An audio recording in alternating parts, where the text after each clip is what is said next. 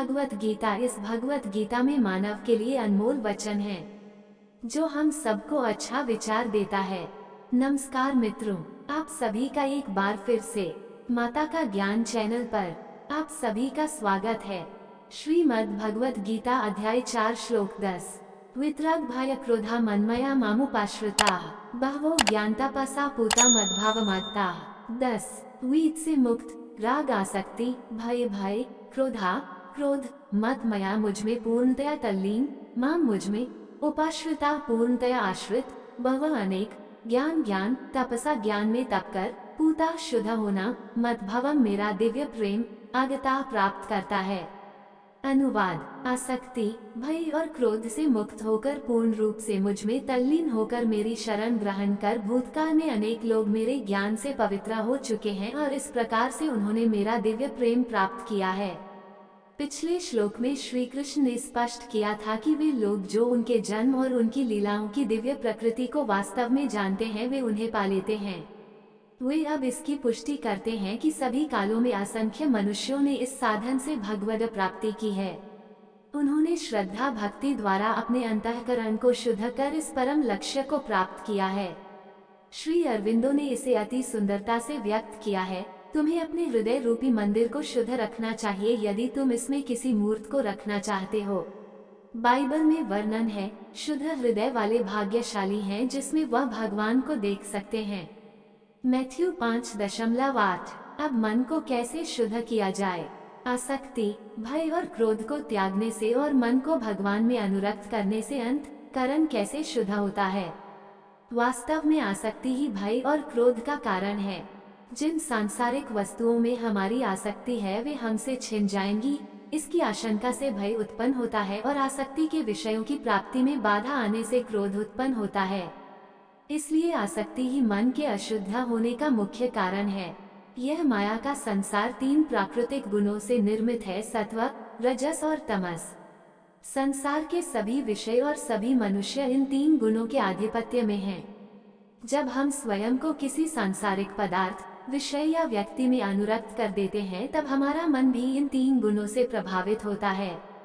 इसके विपरीत जब हम अपने मन को भगवान जो तीनों गुणों से परे हैं में अनुरक्त करते हैं तब ऐसी समर्पण भक्ति से मन शुद्ध हो जाता है। इस प्रकार से मन को काम वासना, क्रोध, लोभ, शत्रुता और मोह के विकारों से शुद्ध करने का प्रभावी उपाय इसे संसार से विरक्त करना और परम भगवान में अनुरक्त करना है। इसलिए रामायण में वर्णन किया गया है, प्रेम भगति जल बिनु रघुराई, अभंतर माल कबहुन जाई। भगवान की भक्ति बिना मन का मैल नहीं धुल सकता। ज्ञान योग के महान प्रवर्तक शंकराचार्य ने कहा है, शुद्धयति ही नंतरात्मा कृष्ण पदाम्भोज भक्ति मृते। प्रबोध सुधाकर। भगवान श्री कृष्ण के चरण कमलों की भक्ति में लीन हुए बिना मन शुद्ध नहीं होगा। पिछले श्लोक को पढ़ने से यह प्रश्न उत्पन्न होता है कि भगवान कृष्ण पक्षपात करते हुए अपनी कृपा उस पर बरसाते हैं जो अपने मन को उनमें लीन करते हैं, न कि सांसारिक मनोवृत्ति वाले जीवात्माओं पर। परम पिता अगले श्लोक में इसे स्पष्ट करते हैं। श्रीमद् भगवत गीता अध्याय 4 श्लोक 11। ये यथा मां प्रपद्यन्ते तांस्तैव भजाम्यहम् मम वर्तमानुवर्तन्ते मनुष्या पार्थ सर्वशः। 11। ये जो यथा जैसे भी मां मेरी प्रपद्यन्ते शरण ग्रहण करते हैं, तान उनको तथा उसी प्रकार एव निश्चय ही भजामी फल प्रदान करता हूँ। अहम मैं मम मेरे वर्त मार्ग का अनुवर्तन्ते अनुसरण करते हैं मनुष्य पार्थ पृथापुत्र अर्जुन सर्वशः सभी प्रकार से। अनुवाद। जिस भाव से लोग मेरी शरण ग्रहण करते हैं उसी भाव के अनुरूप मैं उन्हें फल देता हूँ। हे पृथापुत्र, सभी लोग जाने या अनजाने में मेरे मार्ग का ही अनुसरण करते हैं। यहाँ श्री कृष्ण यह व्यक्त करते हैं कि भगवान सभी के साथ उनके समर्पण के अनुसार आदान प्रदान करते हैं। जो लोग भगवान के अस्तित्व को स्वीकार नहीं करते वे कर्म के नियमों के अंतर्गत उनसे व्यवहार करते हैं। वे उनके हृदय में बैठते हैं, उनके कर्मों का लेखा जोखा रखते हैं और तदनुसार फल देते हैं, किंतु ऐसे नास्तिक लोग भी भगवान की दास्ता से बच नहीं सकते। भगवान की शक्ति माया उन्हें धन संपत्ति, विलासिता, सगे संबंधी, प्रतिष्ठा आदि के मोह जाल में फंसाकर भगवान की दास्ता करने के लिए बाध्य करती है। माया उन्हें क्रोध, काम वासना और लोभ के प्रभुत्व में ले आती है।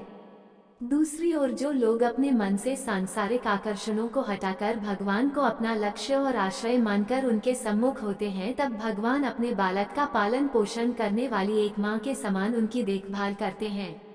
श्री कृष्ण ने भजामी शब्द का प्रयोग किया है, जिसका अर्थ सेवा करना है।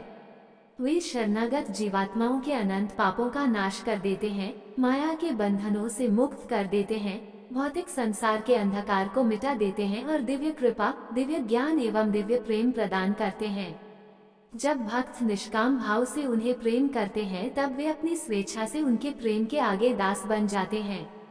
श्री राम ने हनुमान से इस प्रकार से कहा, एकिकस्योपकारस्य प्राणान् दास्यास्मि ते कपे शेषस्योपकाराना भवाम ऋणिनो वयम। वाल्मीकि रामायण। हे हनुमान, तुमने मेरी जो सेवा की है उसके ऋण से मुझे उऋण करो, तब मैं तुम्हें अपना जीवन समर्पित कर दूंगा। तुम्हारी सभी प्रकार की श्रद्धा भक्ति के लिए मैं सदैव तुम्हारा ऋणी रहूंगा। इस प्रकार भगवान सभी के साथ उनके समर्पण के आधार पर आदान प्रदान करते हैं। यदि भगवान अपने भक्तों पर दया करते हैं, तब फिर कुछ लोग भगवान की अपेक्षा स्वर्ग के देवताओं की पूजा क्यों करते हैं? श्री कृष्ण इसकी व्याख्या अगले श्लोक में करते हैं। श्रीमद् भगवत गीता अध्याय 4 श्लोक 12। कांक्षन्तः कर्मणा सिद्धि यजन्ते देवता क्षिप्रम ही मानुषे लोके सिद्धिर्भवति कर्मजा। 12। काद क्षन्तः इच्छा करते हुए, कर्म नाम भौतिक कर्म, सिद्धिम सफलता, जयंते पूजा, इस संसार में देवता स्वर्ग के देवता, क्षिप्रम शीघ्र ही निश्चय ही, मानुषे मानव समाज में, लोकई इस संसार में, सिद्धि सफलता भवती प्राप्त होती है, कर्मजा भौतिक कर्मों से।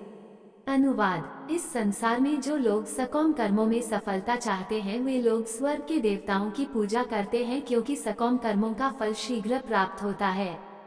जो लोग सांसारिक पदार्थों को प्राप्त करना चाहते हैं, वे स्वर्ग के देवताओं की पूजा करते हैं और उनसे वरदान प्राप्त करते हैं।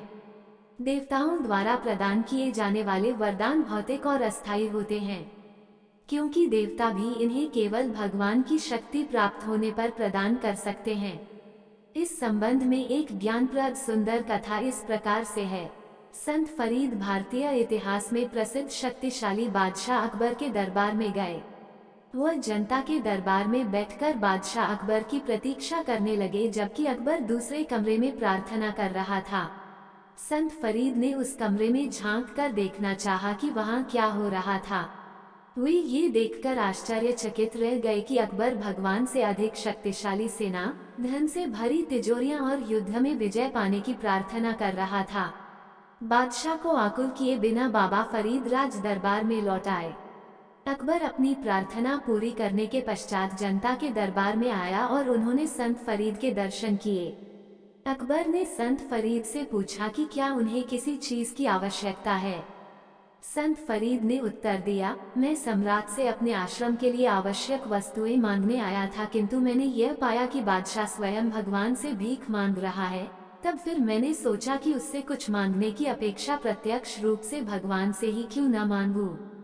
स्वर्ग के देवता केवल वही वरदान दे सकते हैं जो उन्हें भगवान की शक्तियों द्वारा प्राप्त होते हैं। संकीर्ण बुद्धि वाले लोग देवताओं की शरण में जाते हैं, किंतु ज्ञानी पुरुष समझते हैं कि इन मध्यस्थों से उनका मनोरथ सिद्ध नहीं हो सकता, इसलिए वे अपनी अभिलाषाओं की पूर्ति हेतु भगवान की शरण ग्रहण करते हैं। विभिन्न प्रकार के लोगों की न्यूनतम और अधिकतम अभिलाषाएं होती हैं। श्री कृष्ण अब आगे 4 श्रेणी के गुणों और कार्यों का उल्लेख करेंगे। श्रीमद् भगवत गीता अध्याय 4 श्लोक 13। चातुर्वर्यं मया सृष्टं गुणकर्म विभागशः तस्य कर्तारमपि मां विद्याय कर्तारमव्ययम्। 13। चातुर्वर्ण्यम वर्ण के अनुसार 4 वर्ग मया मेरे द्वारा सृष्टम उत्पन्न हुए, गुण गुण, कर्म कर्म, विभागशः विभाजन के अनुसार, तस्य उसका, कर्तारम सृष्टा, अपि यद्यपि, मां मुझको, विद्धि जानो, अकर्तारम अकर्ता, अव्ययम् अपरिवर्तनीय। अनुवाद। मनुष्यों के गुणों और कर्मों के अनुसार मेरे द्वारा 4 वर्णों की रचना की गई है। यद्यपि मैं इस व्यवस्था का सृष्टा हूँ, किंतु तुम मुझे अकर्ता और अविनाशी मानो। वेदों में लोगों के वर्ण के अनुसार उन्हें 4 श्रेणियों में विभक्त किया गया है। ये वर्गीकरण उनके जन्म के अनुसार न कर उनकी प्रकृति के अनुरूप किया गया है। वर्गों में यह विविधता प्रत्येक समाज में होती है। साम्यवादी राष्ट्रों में जहां समानता का सिद्धांत प्रमुख है, वहां भी मानव समाज में विभिन्नताओं को नकारा नहीं जा सकता। वहां कुछ ऐसे दार्शनिक हैं जो साम्यवादी दल के प्रमुख योजनाकार हैं। कुछ लोग सैनिक के रूप में अपने देश की रक्षा करते हैं। वहाँ किसान भी हैं जो खेती बाड़ी करते हैं, और वहाँ फैक्ट्रियों में कार्य करने वाले कर्मचारी भी हैं। वैदिक दर्शन में इन श्रेणियों का और अधिक वैज्ञानिक ढंग से वर्णन किया गया है। इनमें यह वर्णन मिलता है कि प्रकृति की शक्ति द्वारा 3 गुण निर्मित होते हैं: सत्वगुण, रजोगुण और तमोगुण। ब्राह्मणों में सत्वगुण की प्रधानता होती है। वे विद्या और पूजा की ओर प्रवृत्त होते हैं। क्षत्रिय वे हैं जिनमें रजोगुण की प्रमुखता और कुछ मात्रा में सत्वगुण मिश्रित होता है। उनकी रुचि प्रशासन और प्रबंध संबंधी कार्यों में होती है। वैश्यों में रजोगुण और तमोगुण मिश्रित होते हैं। तदनुसार वे व्यावसायिक और कृषि संबंधी कार्य करते हैं। समाज में शूद्र लोग भी होते हैं। उनमें तमोगुण की प्रबलता होती है। इन्हें श्रमिक वर्ग कहा जाता है। इस वर्गीकरण का संबंध न तो जन्म से था और न ही यह अपरिवर्तनीय था। श्री कृष्ण ने इस श्लोक में स्पष्ट किया है कि इस वर्णाश्रम व्यवस्था का वर्गीकरण लोगों के गुणों और कर्मों के अनुसार था। यद्यपि भगवान संसार के सृष्टा हैं, किंतु फिर भी वे अकर्ता हैं। जैसे कि वर्षा का जल वनों में समान रूप से गिरता है, किंतु कुछ बीजों से बरगद के वृक्ष उगते हैं, कुछ बीजों से सुंदर पुष्प खिलते हैं और कहीं पर कांटेदार झाड़ियां निकल आती हैं। वर्षा बिना पक्षपात के जल प्रदान करती है और इस भिन्नता के लिए उत्तरदायी नहीं होती। इसी प्रकार से भगवान जीवात्माओं को कर्म करने के लिए शक्ति प्रदान करते हैं और वे अपनी इच्छानुसार इसका प्रयोग करने का निर्णय लेने के लिए स्वतंत्र हैं, किंतु भगवान उनके कर्मों के लिए उत्तरदायी नहीं होते। श्रीमद् भगवद गीता अध्याय 4 श्लोक 14। न मां कर्माणि लिम्पन्ति न मे कर्मफले स्पृहा इति मां योभिजानाति कर्मभिर्न स बध्यते। 14। न कभी नहीं, मां मुझको, कर्माणि कर्म, लिम्पन्ति दूषित करते हैं, न नहीं, मैं मेरी, कर्मफले कर्म फल में, स्पृहा इच्छा, इति इस प्रकार, मां मुझको, यह जो, अभिजानाति जानता है, कर्मभिर कर्म का फल, न कभी नहीं, स वह, बध्यते बंध जाता है। अनुवाद: न तो कर्म मुझे दूषित करते हैं और न ही मैं कर्म के फल की कामना करता हूँ। जो मेरे इस स्वरूप को जानता है वो कभी कर्मफलों के बंधन में नहीं पड़ता। भगवान पूर्ण विशुद्ध तत्व हैं और वे जो भी कर्म करते हैं वे शुद्ध और पवित्र हो जाते हैं। रामचरितमानस में वर्णन है: समरथ कहूँ नहीं दोषु गोसाई, रवि पावक सुरसरी की नाई। सूर्य, अग्नि और गंगा के समान विशुद्ध तत्व अशुद्ध परिस्थितियों और सत्ता के संपर्क से कभी विकारों से दूषित नहीं होते। सूर्य की रोशनी मूत्र के कीचड़ पर पड़ने से दूषित नहीं होती। सूर्य अपनी शुद्धता बनाए रखता है और साथ ही साथ गंदे कीचड़ को भी शुद्ध कर देता है। समान रूप से यदि हम कोई अशुद्ध पदार्थ अग्नि में डालते हैं तो अग्नि की शुद्धता तो बनी रहती है तथा उसमें जो वस्तु डालते हैं वह भी अग्नि का रूप लेकर शुद्ध हो जाती है। इस प्रकार से अनेक बरसाती गटरों का गंदा पानी पवित्र गंगा में मिल जाता है, किंतु वह गंगा को गंदा नहीं कर सकता और पवित्र गंगा इन गटरों के गंदे पानी को शुद्ध कर उसे भी पवित्र कर देती है। इसी प्रकार से भगवान अपने कर्मों का संपादन करने से दूषित नहीं होते। जब मानसिक रूप से फल भोगने की इच्छा से कर्म किए जाते हैं तब वे मनुष्य को कर्म की प्रतिक्रियाओं में बांधते हैं। भगवान के कर्म स्वार्थ से प्रेरित नहीं होते।